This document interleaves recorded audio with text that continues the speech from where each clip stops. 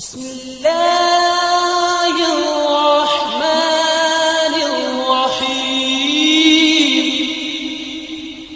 الحمد للہ رب العالمین والعاقبۃ للمتقین والصلاة والسلام علی سید الانبیاء والمرسلین سیدنا وحبیبنا وحبیب رب العالمین اما بعد اعوذ باللہ من الشیطان الرجیم بسم اللہ الرحمن الرحیم وما ارسلناک الا رحمۃ للعالمین صدق اللہ العظیم۔ اللہ کا فضل ہے، غزوات اور سیر کے حوالے سے مدنی دور کا سلسلہ وار بیانیہ شروع ہے۔ گزشتہ کل بدر کے تمام احوال مکمل ہوئے، جو کمی رہ گئی اللہ اسے معاف فرمائے۔ بدر کے بعد چونکہ ظاہر سی بات ہے اللہ نے اسلام کو اور مسلمانوں کو ایک عظیم تاریخی کامیابی عطا فرمائی تھی، اور میں گزشتہ کل اشارہ بھی دے چکا ہوں کہ بدر کے بعد اللہ نے بڑی سربلندی، بڑی دھاک، بڑا رعب مدینہ منورہ کے مشرکین، یہودی، اسی طریقے سے پورے عرب کے جو مشرکین تھے ان پر جما دیا، اور اب باقاعدہ فی الحال کسی میں یہ ہمت نہیں تھی کہ وہ رسول اللہ صلی اللہ علیہ وسلم پر یا صحابہ پر یا اہل اسلام پر کسی طرح کی کوئی کارروائی کرے بڑے لیول پر۔ اللہ نے جس سال بدر کا واقعہ ہوا اسی سال مسلمانوں کو عید کی نماز اور عید کی خوشیاں بھی عطا فرمائیں۔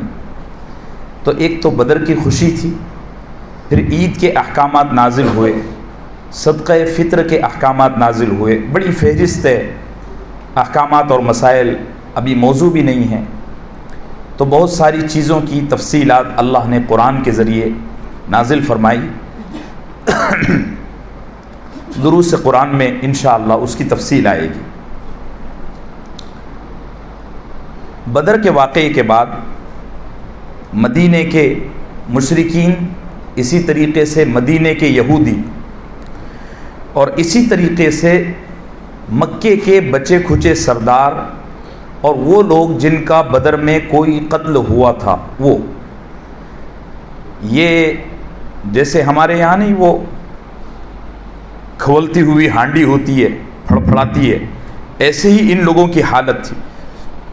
لیکن اسلام کا اور صاحب اسلام کا رعب ایسا تھا کہ کچھ کر نہیں سکتے تھے،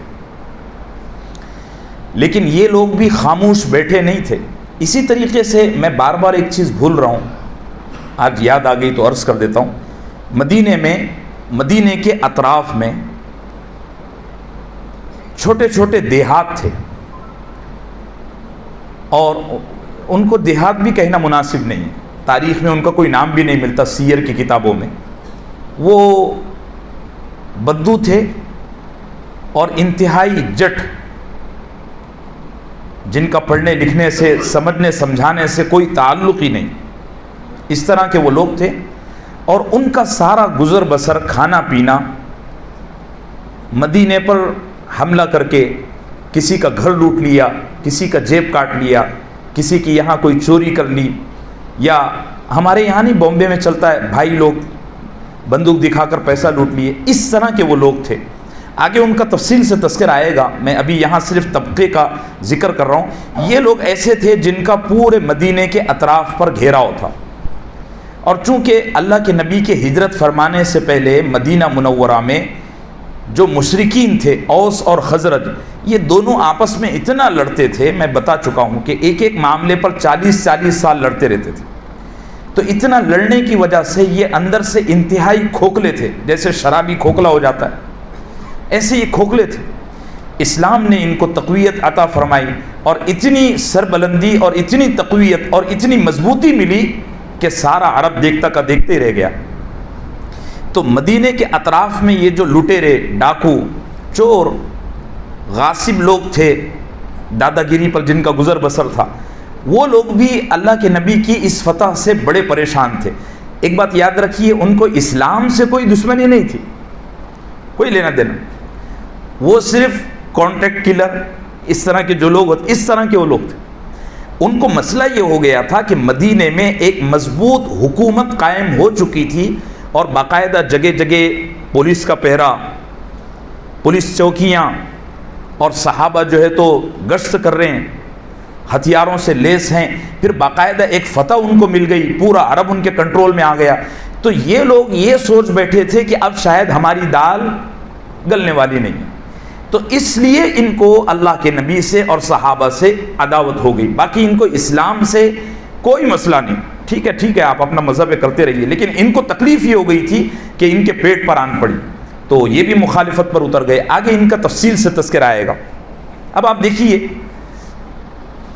بدر کے بعد ایسا نہیں تھا کہ مدینے کے یہودی اور عرب کے مشرکین، خصوصی طور پر مکے کے مشرکین، اور اسی طریقے سے یہ لٹیروں کا گروپ، ایسا نہیں تھا کہ بالکل خاموش ہو گیا تھا، وہ بھی تو سرکش لوگ تھے نا۔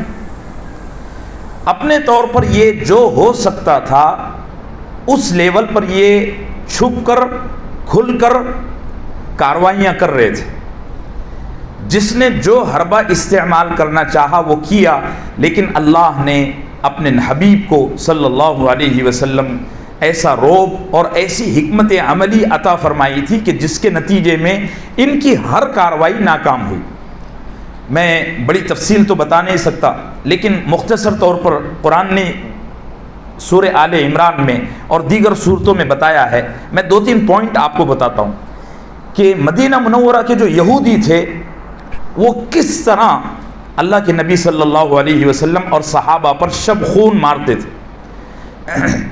دیکھیے، مدینے کے مشرکین کہہ لیجئے یا یہودی کہہ لیجئے، یہ دونوں طبقوں میں الگ الگ طرح کے لوگ تھے۔ ایک طبقہ وہ تھا جو اللہ کے نبی صلی اللہ علیہ وسلم کی فتوحات اور جنگی ہیبت اور رعب دیکھ کر یہ سوچ بیٹھا تھا کہ اب ہم کچھ کر نہیں سکتے، ٹھیک۔ تو انہوں نے کیا کیا کہ اللہ کے نبی کے ہاتھ پر آ کر اسلام قبول کر لیا۔ یہ دکھاوا تھا، اندر سے وہ کیا تھے؟ اسلام کے دشمن تھے۔ جیسے مشرکین میں ایک بڑا نام ہے عبداللہ ابن ابی ابن سلول، اور اس کا پورا ٹولہ یہ آئے اور اللہ کے نبی صلی اللہ علیہ وسلم کے دست مبارک پر بظاہر اسلام قبول کر لیا، لیکن اندر سے عداوت تھی۔ اور جہاں ان کو موقع ملتا، جہاں ان کو کوئی سناٹا، کوئی چوک ملتا، تو یہ اللہ کے نبی اور صحابہ کے خلاف کارروائی کرنے میں پیچھے نہیں ہٹتے تھے۔ لیکن بظاہر انہوں نے اسلام قبول کر لیا تھا۔ حضرت عمر رضی اللہ عنہ کی بار بار یہ رائے تھی کہ ان کے خلاف بھی کارروائی ہو، لیکن اللہ کے نبی صلی اللہ علیہ وسلم فرمایا کرتے تھے کہ اگر میں ان کے خلاف کوئی کارروائی کروں گا تو پورے عرب میں یہ مشہور ہو جائے گا کہ محمد صلی اللہ علیہ وسلم جو اپنے آپ کو نبی کہتا ہے وہ اپنے ہی ساتھیوں کو قتل کرتا ہے اور اپنے ہی ساتھیوں سے جنگ کرتا ہے۔ اس لیے اللہ کے نبی صلی اللہ علیہ وسلم نے ان کو برداشت فرمایا، اور اس طبقے نے مسلمانوں کو بہت نقصان پہنچایا۔ یہاں تک کہ آپ سب کو پتہ ہے سیدنا عمر ابن خطاب رضی اللہ عنہ کی شہادت کا واقعہ انہی کی سازشوں کا نتیجہ ہے۔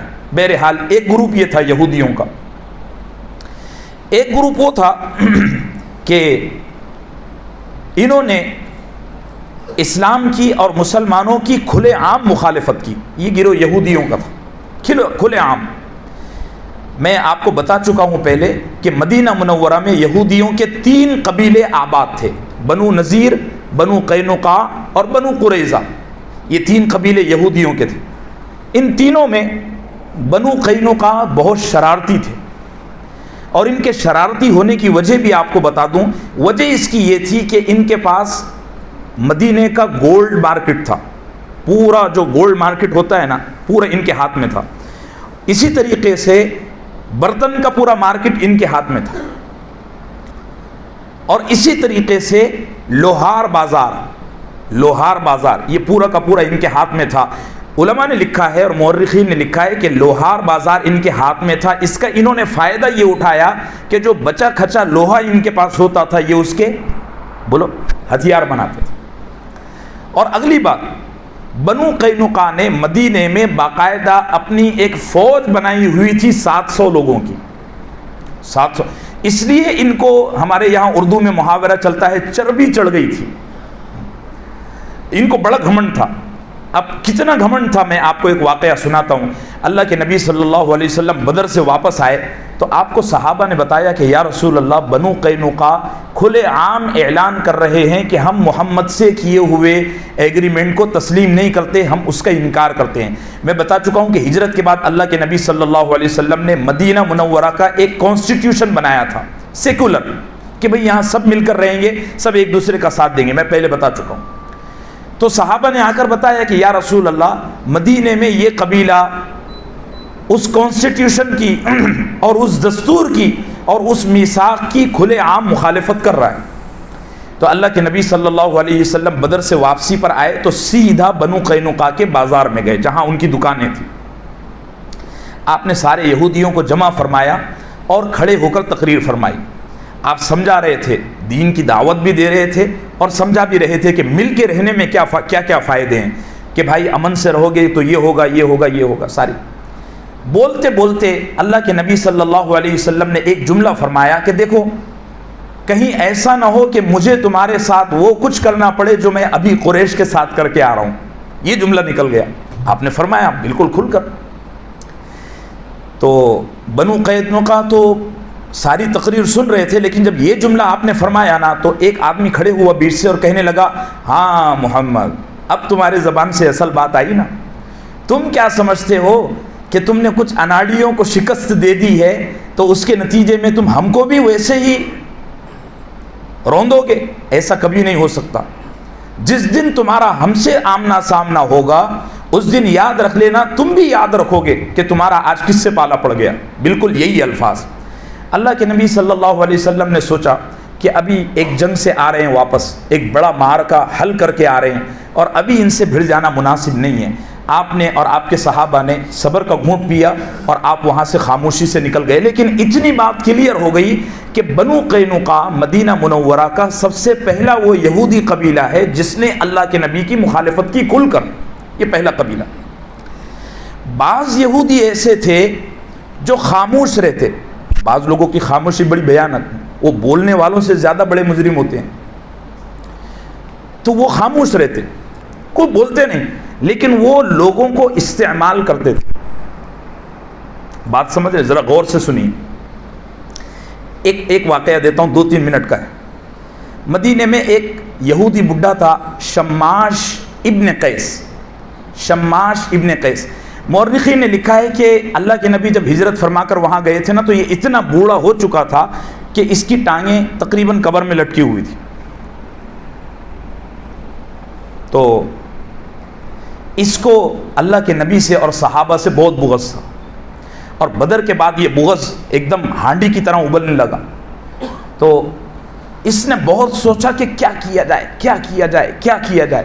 ہر طرح کا حربہ استعمال کرتا ہو، ناکام ہوتا. ایک دفعہ یہ رات میں کسی گلی سے گزر رہا تھا تو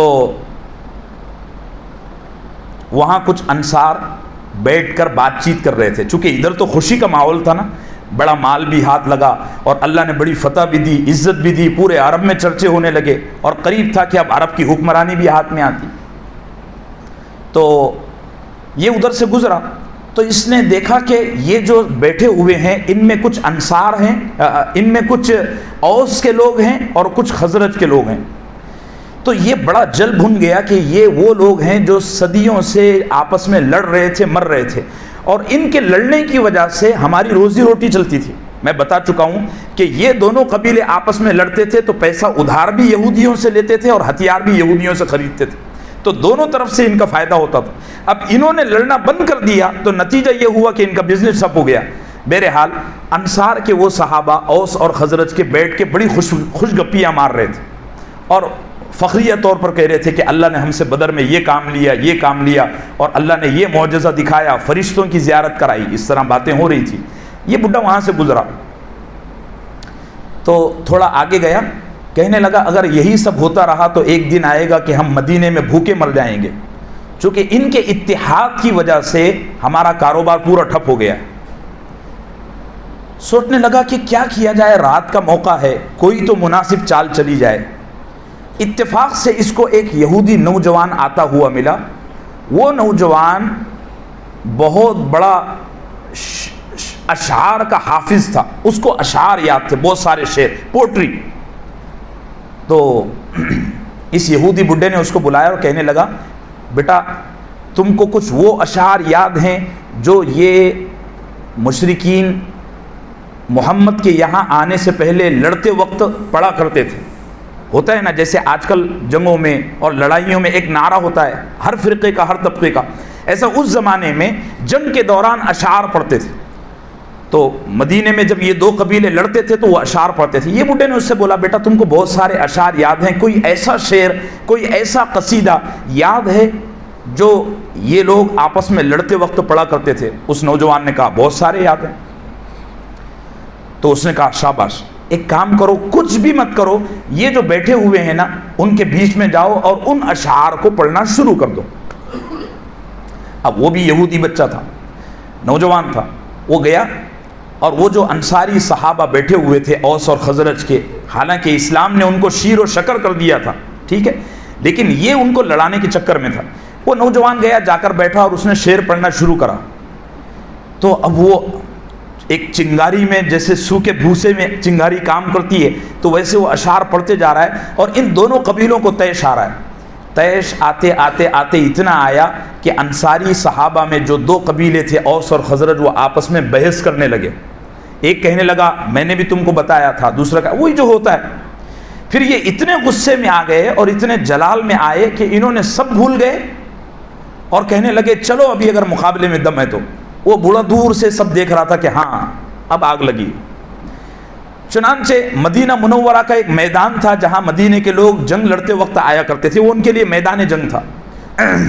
تو یہ دونوں قبیلے اس جگہ پہنچے، حرہ اس جگہ کا نام ہے. یہ دونوں قبیلے پہنچے اور قریب تھا کہ ایک دوسرے پر تلواریں چلتی.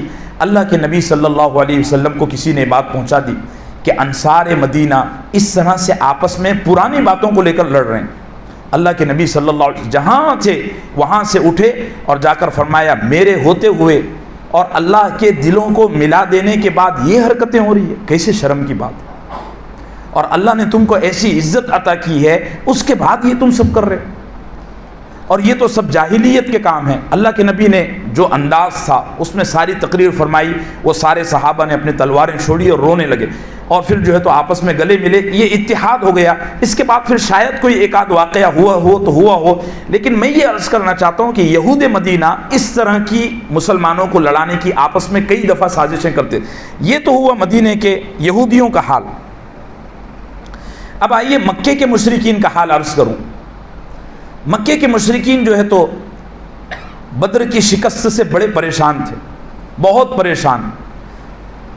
آپ کو شاید یاد ہوگا اور کتابوں میں آپ نے سنا بھی ہوگا کہ اس دور میں عرب میں دستور تھا کہ اگر کسی کے گھر میں کوئی میت ہوتی تو باقاعدہ کرائے پر رونے والے رکھے جاتے، اور جس کے گھر میں مرنے کے بعد جتنا زیادہ رویا جاتا وہ اتنا بڑا سردار مانا جاتا کہ بھئی ابو جہل کے گھر پر ابو جہل کی موت کے غم میں 15 دن سے رویا جا رہا ہے، حالانکہ رونے والے کرائے کے ہیں.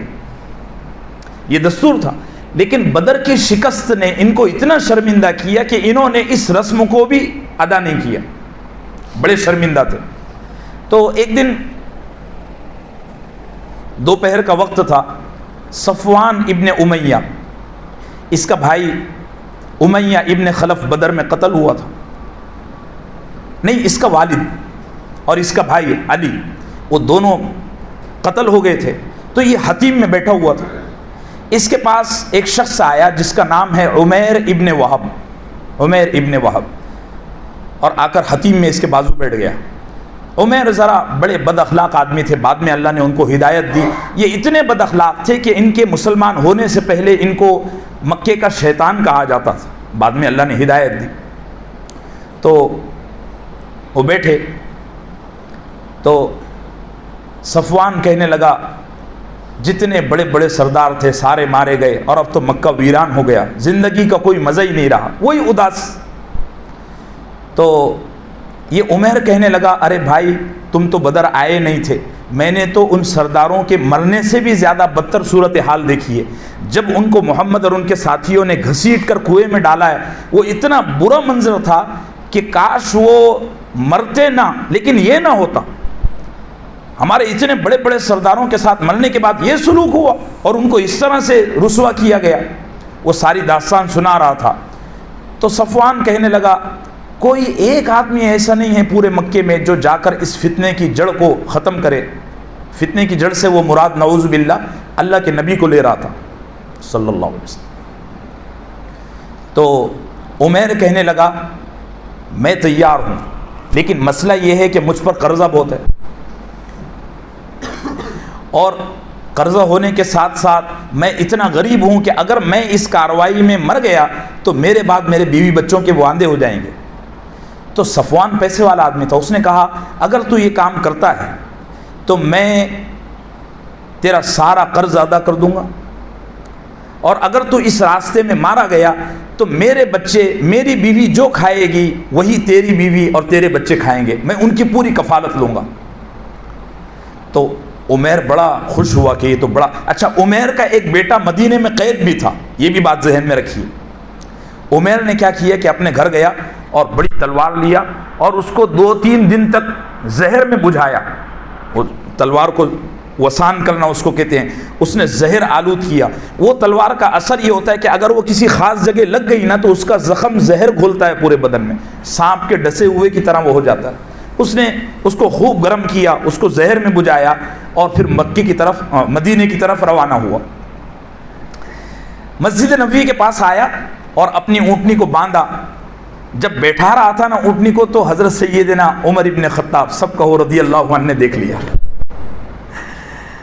حضرت سیدنا عمر ابن خطاب نے جیسے ہی دیکھا تو حضرت عمر ابن خطاب رضی اللہ عنہ بھی مسجد نبوی میں بیٹھ کر بدر کی داستان سنا رہے تھے، صحابہ کو جو نہیں آئے تھے ان کو سنا رہے تھے۔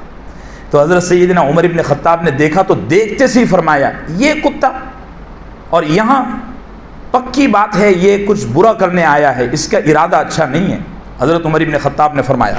اور وہ جیسے ہی مسجد نبی میں داخل ہوا، حضرت عمر ابن خطاب رضی اللہ عنہ نے اس کی تلوار کا تھلا پکڑ لیا تاکہ یہ کوئی حملہ نہ کرے۔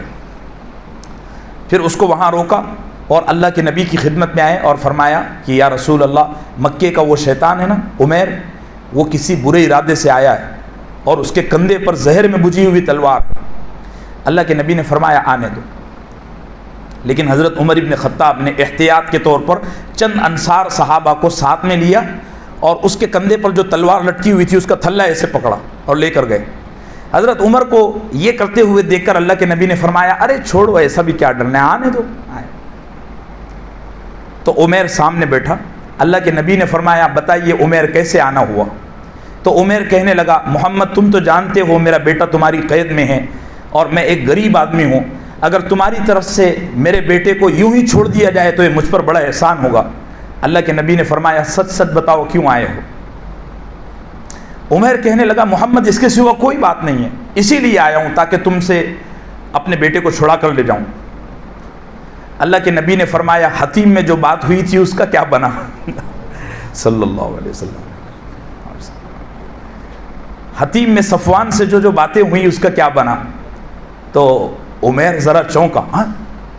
پھر اللہ کے نبی نے فرمایا میں تو جانتا ہوں کہ صفوان نے تم سے یہ کہا ہے کہ وہ تمہارا سارا قرضہ بھی معاف کر دے گا، اور وہ تم اگر اس راستے میں مارے گئے تو تمہارے بیوی بچوں کی کفالت بھی کرے گا، اور تم اس سے یہ وعدہ لے کے آئے ہو، یہ صحیح بات ہے کہ نہیں؟ تو وہ بیچارہ ایسا نرم دل ہوا اور اس کا دل موم ہوا، وہ کہنے لگا کہ اشہد انک رسول اللہ، ابھی کہنے لگا الحمدللہ الذی ہدانا لہذا، وہ مسلمان ہو گیا۔ اب ادھر مکے میں صفوان ویٹنگ کر رہا تھا کہ وہ خوشخبری لاتا، اور اس نے پورے مکے میں چرچا کیا ہوا تھا کہ لوگوں تھوڑے دنوں میں تم کو ایسی بشارت ملے گی کہ بدر کے سارے غم بھول جاؤ گے۔ کئی دن یہ انتظار کرتا رہا، ایک دن مکہ سے نکلا اور مدینے کے ہائی وے پر آیا، اسے پتہ چلا تھا کہ مدینے سے کوئی قافلہ آ رہا ہے، تو اس سے خبر لینے کے لیے کہ بھئی وہ یہاں سے جو عمیر نام کا آدمی گیا تھا اس نے کیا کیا، وہ قافلہ آیا تو کہنے لگا وہ تو کب کا مسلمان ہو گیا۔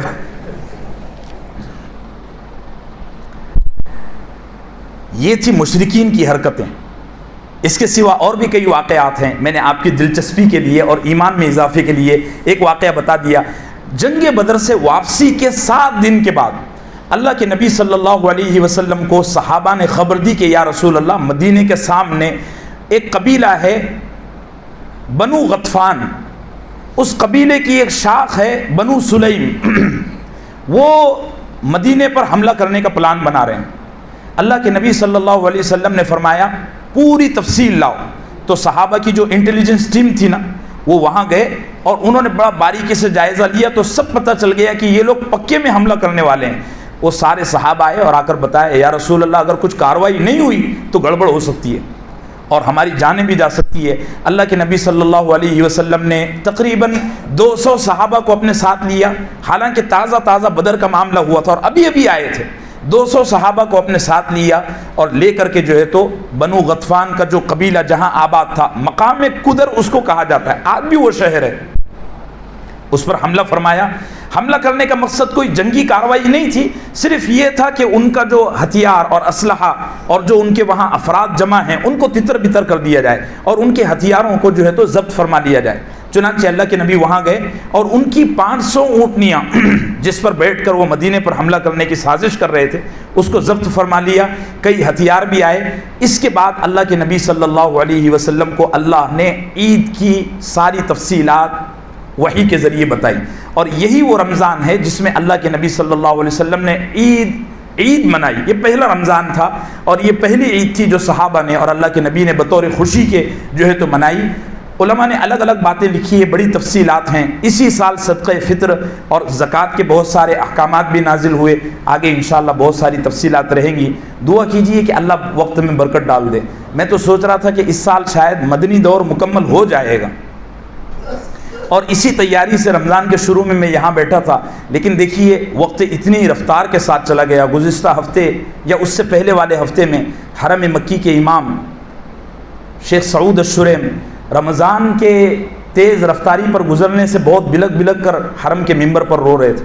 انہوں نے جو خطبہ دیا بڑا زبردست ہے، میں نے ساتھیوں کو بھیجا بھی تھا، کئی ساتھیوں نے کہ کیوں اتنا رو رہے ہیں، تو اللہ ہمارے وقت میں برکت ڈال دے۔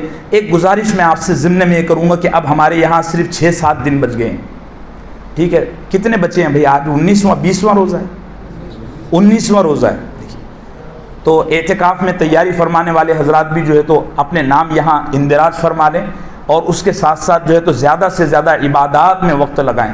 اللہ ہم سب کو وقت کا سچا قدردان بنائیں، نبی کریم صلی اللہ علیہ وسلم کا، صحابہ کا اور ائمہ سلف کا سچا قدردان، سچا متبع بنائیں۔ وصلی اللہم وسلم علی نبینا محمد وعلی آلہ وصحبہ اجمعین۔